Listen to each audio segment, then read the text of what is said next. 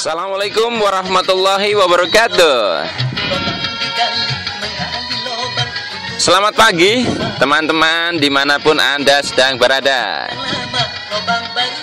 Berjumpa lagi kita berjumpa dalam program audio yang saya share secara free di dunia maya. Bersama saya Arif RH. Sebuah lagu mengawali perjumpaan kita pada pukul 3 dini hari pada hari ini. Lagu dari Bang Haji Rhoma Irama ya, dengan judul Gali Lobang Tutup Lobang ya.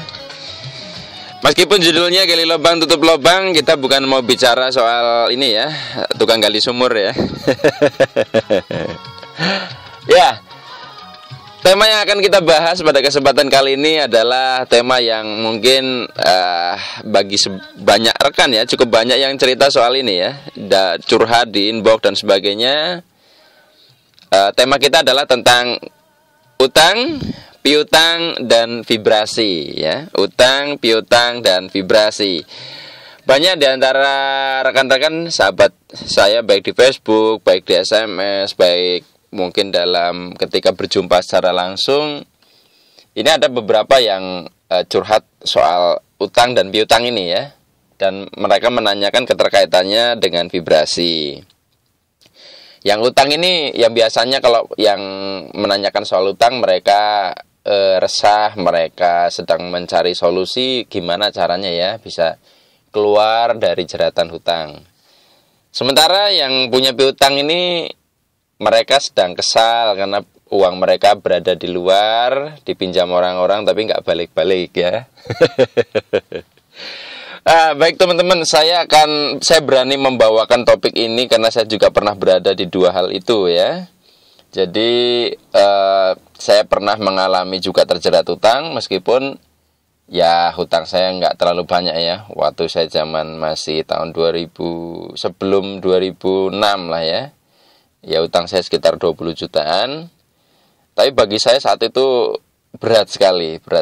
Karena ya saya belum pernah seumur-umur punya utang seperti itu. Dan bicara soal piutang, saya juga memiliki sejumlah uang yang sampai sekarang juga nggak balik ya, bertahun-tahun ya. Baik ya, jadi saya agak pede untuk membawakan materi ini karena saya gak berani ya untuk membuat rekaman suara di mana topiknya saya sendiri belum pernah mengalami. Jadi saya tidak kepengen apa yang saya sharing ini hanya sekedar teori, tapi minimal saya punya pengalaman sehingga Anda bisa lebih menangkap ya secara real bagaimana pemecahannya. Baik teman-teman, ini kita bicara soal utang dulu ya. Nanti baru kita bahas soal piutang, dan sambil jalan kita juga akan kaitkan dengan vibrasi. Sebenarnya utang ya, kenapa sih sebagian orang ini kok bisa terjerat utang? Ya, kenapa kok mereka terjerat utang? Saya dulu mengamati diri saya sendiri dan mengamati pola-pola dari kasus-kasus di sekitar saya. Utang ini saya petakan menjadi menjadi 4 ya. Penyebabnya orang itu mulai suka berutang. Yang menyebabkan orang berutang tepatnya ya. Yang pertama adalah orang ini kepepet ya. Kepepet artinya kalau kepepet ya terdesak. Terdesak karena kebutuhan-kebutuhan yang disebabkan banyak hal. Misalnya ada suatu pengeluaran mendadak yang besar, di mana pengeluaran ini lebih besar dari kemampuan dia dalam menghasilkan uang atau melebihi kemampuan dia dalam menyimpan uang gitu. Nah, kalau yang kepepet ini kita masih bisa maklumi ya. Ini biasanya memang orang yang sebenarnya nggak suka berutang tapi kepepet gimana lagi gitu. Nah, kemudian orang yang utang ini, kenapa orang bisa punya utang? Ini hati-hati juga karena bisa disebabkan oleh keyakinan. Keyakinan itu begini ya, saya sering ngobrol dengan beberapa orang. Mereka ini sudah punya obrolan mindset. Contohnya ngomong gini ya dalam bahasa Jawanya, lah nek nyong mah ya, nek nyong ora utang ya ora bakal ketuku. Nah, atau bahasa Indonesianya, wah kalau saya sih kalau ndak hutang ya tidak akan terbeli. Nah, ketika seseorang udah punya mindset ini ya, keyakinan ini, mindset ini, Anda tentunya bisa menghubungkan dengan rekaman yang sebelumnya bahwa kalau Anda sudah punya keyakinan seperti itu ya sudah, Anda akan terjerat dengan hutang dong. Anda sudah memancarkan vibrasi bahwa Anda ini sosok manusia yang tidak mampu beli cash. Anda mampunya beli kredit atau belinya dengan cara berhutang. Mungkin Anda berpikir, tapi kan penghasilan saya segini, gaji saya segini. Nah, dalam vibrasi itu teman-teman harus membedakan antara gaji dengan rezeki ya. Rezeki itu bisa di luar itu. Anda dapat hadiah bisa toh? Ya, banyak kemungkinan. Tapi kalau mindset Anda sudah ya kalau nggak utang ya nggak bakal kebeli, udah repot. Ya, Anda akan selalu terjerat karena program Anda sudah itu. Kemudian ada orang berutang ini karena hobi. Ini aneh ya, tapi memang ada orang yang hobi utang. Dia memang hobinya berutang, bahkan menganggap bahwa utang itu sebagian dari penghasilan ya. Ini repot kalau udah urusan sama orang yang begini ya. Kemudian yang terakhir adalah orang itu berutang karena gengsi. Ya, banyak orang yang sama. Itu termasuk saya dulu ya. Jadi ingin terlihat kaya sehingga memaksakan membeli sesuatu yang sebenarnya belum merupakan kebutuhan dia. Itu hanya aspek norak ya. Noraknya dia ingin terlihat kaya. Akhirnya dipaksa-paksain beli padahal tidak mampu sebenarnya. Nah, pertanyaannya, misalkan ada di antara Anda yang mendengar rekaman ini, Anda mulai kena utang tuh yang mana gitu ya. Kalau orang pernah ya menyampaikan dalam beberapa buku dan sebagainya, katanya ada utang baik, ada utang buruk ya. Dan definisinya di situ kalau misalkan utang baik itu kalau tujuannya baik, utang buruk itu tujuannya buruk. Kelihatannya mudah ya membedakannya, tapi dalam prakteknya untuk membedakannya agak repot juga. Karena banyak utang yang awalnya baik jadi utang buruk. Gitu. Kalau saya pribadi intinya begini, kalau misalkan kaitannya Anda ketika mau berhutang Anda vibrasinya di mana ya? Vibrasinya di mana? Misalkan Anda mau utang nih, tapi pada saat Anda mau utang, Anda dimotivasi oleh rasa rakus, rasa terlalu rasa terlalu ingin, misalnya, wah ini saya kalau utang segini bakalan menghasilkan segini ya. Nafsu, Anda waspadalah karena vibrasi Anda rendah. Makanya kita perhatikan banyak kerugian besar, penipuan, kehilangan banyak itu berawal dari keserakahan ini. Jadi untuk membedakan utang itu baik atau tidak, amati getaran perasaan Anda saat mau berutang itu apa. Kalau misalkan sudah force ya, yang Anda bisa lihat di tabel atau Anda mendengarkan rekam sebelumnya, waspadalah karena itulah yang akan menjerat Anda masuk ke hutang yang buruk. Adapun yang keempat hal tadi ya, itu untuk analisa saja Anda sebenarnya masuk kemana. Karena kalau misalkan Anda sering sekali kepepet, berarti Anda butuh untuk membuat terobosan-terobosan bagaimana meningkatkan penghasilan. Kalau Anda berutangnya kena keyakinan, berarti Anda perlu mengubah keyakinan Anda. Kalau hobi, sepertinya Anda perlu mengubah hobi Anda ya. Nah, gengsi. Kalau gengsi, Anda harus bisa memilah-milah mana kebutuhan, mana kenoraan ya. Jadi kalau misalkan Anda membeli sesuatu, pertanyakan ke diri Anda, ini norak apa butuh? Ya, jangan antara butuh atau ingin ya. Kadang kita masih bingung membedakan mana keinginan, mana kebutuhan. Mana kebutuhan, mana norak, itu jelas sekali. Nah, sekarang misalnya kalau misalkan Anda sudah terlanjur berutang, kemudian utang Anda sudah terlanjur banyak, dan Anda sulit keluar dari situ, Maka teman-teman yang harus ada cermati untuk bisa keluar dari keadaan itu adalah jelas ya, Anda harus mencermati bagaimana reaksi kehidupan dalam keadaan Anda berhutang itu. Misalnya kok Anda mencoba untuk melunasi ini itu untuk membayar hutang, tadi sampai mungkin gali lubang tutup lubang kata Bang Haji Romai Rahma ya. Nah, apakah Anda pada saat mengalami hutang ini selalu dihantui rasa-rasa di mana di situ Anda force?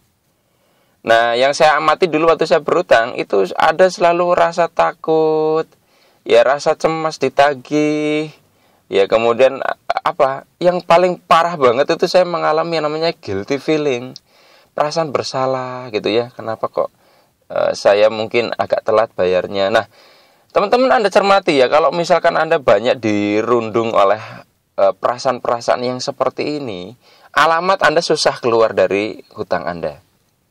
Loh, kok gitu? Iya, karena sekali lagi mekanisme hukuman dari hukum-hukum alam yang diciptakan oleh Tuhan ini, pengaktifannya ini adalah justru di guilty feeling ini loh.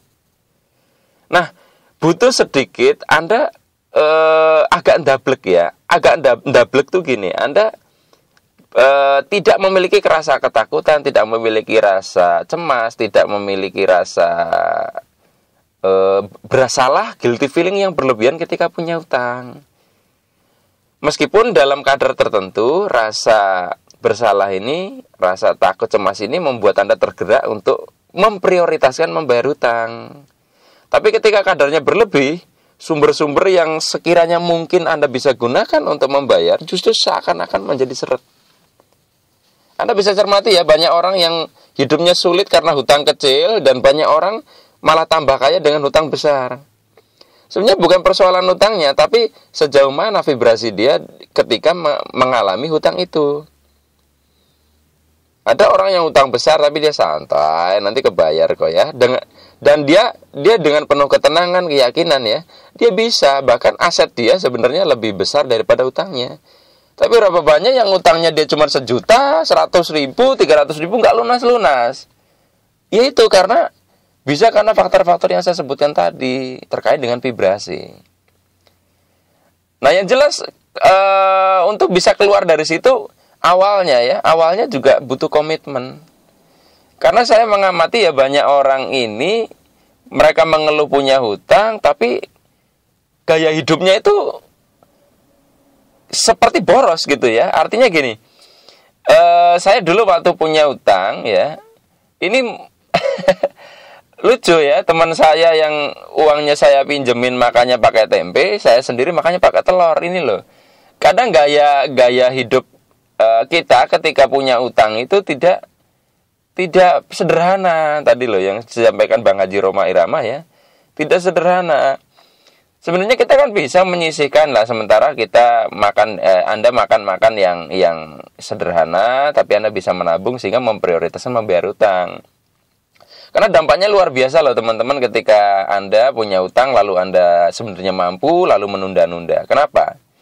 Pertama, Anda akan menzalimi orang yang memberikan utang kepada Anda, merusak kepercayaan dia.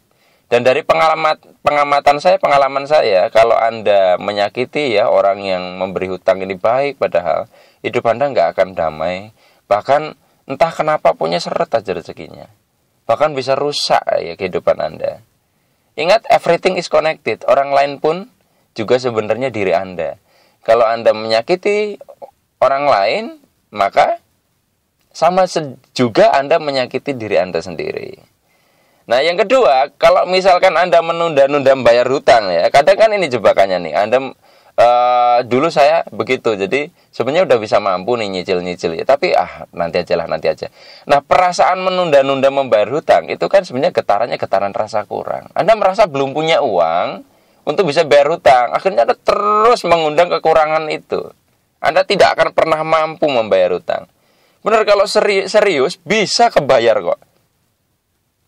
Anda cicil 5.000 itu bisa. Cuman kadang ini loh, nggak komitmen dari awal ini. Komitmennya kurang. Gitu ya. Nah, Kemudian ya, bagi teman-teman yang saat ini mungkin punya piutang ya, saya juga dulu udah bisa melunasi utang, saya malah kebalik ya. Jadi setelah itu malah saya punya piutang. Jadi bagi teman-teman yang punya piutang, kadang ini makan hati ya. Ada di antara Anda yang mungkin ini orang udah ditolong, tapi ternyata kok kayak gini, gitu kan. Nah, ada beberapa hal yang ingin saya sampaikan terkait dengan piutang ya. Yang jelas, sadari bahwa yang pertama nih ya, kalau Anda memberikan utang kepada orang lain, sadari bahwa sejak awal Anda memberi, sadari bahwa ada resiko itu nggak pulang. Itu dari situ. Justru bangunlah kesadaran di awal ini ketika Anda memberikan utang bahwa yang lebih mulia dari sedekah itu adalah memberi utang. Karena orang yang sedekah itu kan kesadaran dengan dirinya sendiri. Lebih gampang sebenarnya. Tapi ketika ada orang tiba-tiba ketok pintu utang sama Anda, itu berat sekali kan. Berat sekali. Nah, ini kalau misalkan Anda bisa manage ya, sebenarnya ini luar biasa. Dampaknya lebih hebat dibanding sedekah. Saya amati seperti itu.